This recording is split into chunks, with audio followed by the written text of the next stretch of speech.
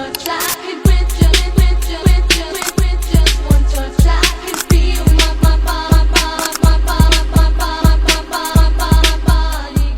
Assalamualaikum warahmatullahi wabarakatuh.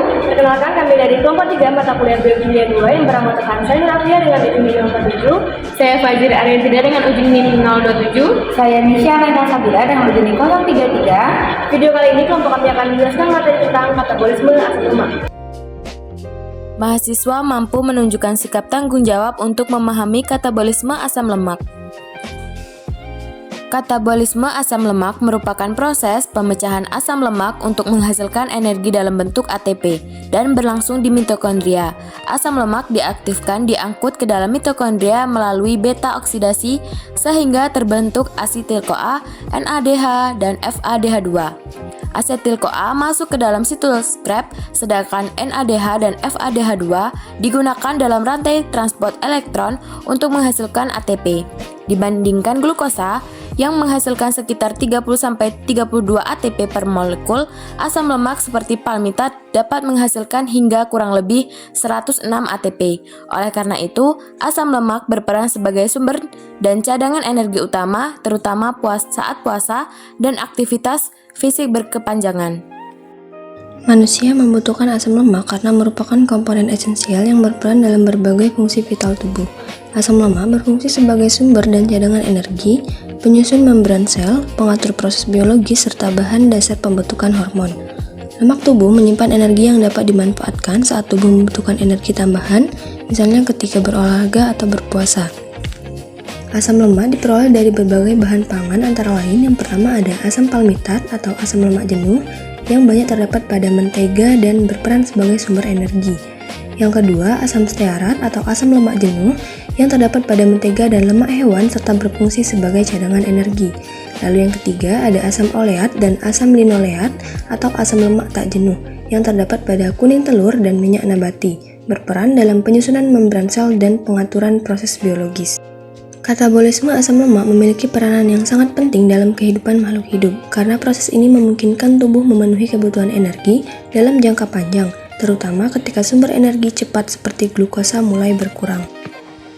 Tahap yang pertama, di mana dalam kehidupan sehari-hari proses beta oksidasi terjadi secara aktif ketika seseorang berpuasa, berolahraga dalam waktu lama, atau kekurangan asupan karbohidrat. Pada kondisi ini, cadangan glukosa dalam bentuk glikogen cepat habis, sehingga tubuh beralih menggunakan asam lemak dari jaringan lemak sebagai sumber energi utama. Asam lemak hasil pemecahan trigliserida di jaringan adiposa diangkut melalui darah ke sel-sel yang membutuhkan energi, seperti otot rangka, otot jantung, dan hati. Di dalam sel tersebut, asam lemak dioksidasi melalui beta oksidasi menjadi asetil koenzim A. Hal ini memungkinkan tubuh tetap memperoleh energi meskipun tidak sedang mengonsumsi makanan. Selanjutnya, tahap kedua dalam siklus kehidupan, siklus asam sitrat menjaga fungsi sel asetil-CoA yang dihasilkan oleh beta oksidasi. Selanjutnya, masuk ke siklus asam sitrat. Dalam konteks kehidupan, tahap ini penting karena menjamin produksi energi yang stabil untuk mempertahankan fungsi vital sel seperti kontraksi otot, kerja jantung, dan aktivitas saraf. Organ seperti jantung sangat bergantung pada oksidasi asam lemak. Sekitar 60-70% kebutuhan energi jantung pada kondisi normal berasal dari katabolisme asam lemak, bukan glukosa. Tanpa tahap ini, sel-sel tersebut tidak mampu bekerja secara optimal. Dan yang ketiga, dalam kehidupan, ATP untuk aktivitas sehari-hari pada tahap ketiga, elektron dari NADH dan FADH2 masuk ke rantai pernapasan mitokondria dan menghasilkan ATP. Dalam kehidupan nyata, ATP inilah yang digunakan langsung oleh sel untuk melakukan segala aktivitas biologis, mulai dari gerakan otot, pembelahan sel, hingga transport zat melintasi membran. Tanpa fosforilasi oksidatif, energi dari asam lemak tidak dapat dimanfaatkan secara efisien. Oleh karena itu, tahap ini menjadi penentu seberapa besar energi yang benar-benar bisa digunakan oleh tubuh. Perbandingan katabolisme asam lemak dan glukosa dalam tubuh manusia, energi diperoleh dari katabolisme berbagai zat gizi, terutama glukosa dan asam lemak. Keduanya sama-sama dioksidasi untuk menghasilkan ATP, namun berbeda dalam jumlah energi, kecepatan, pemanfaatan, dan fungsinya dalam kehidupan sehari-hari.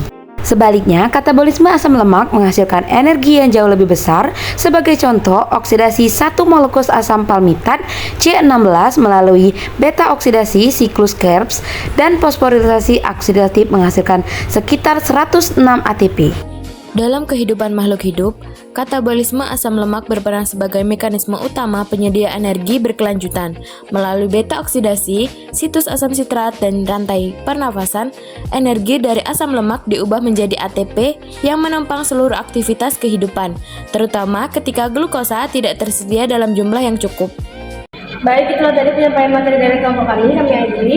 Wassalamualaikum warahmatullahi wabarakatuh.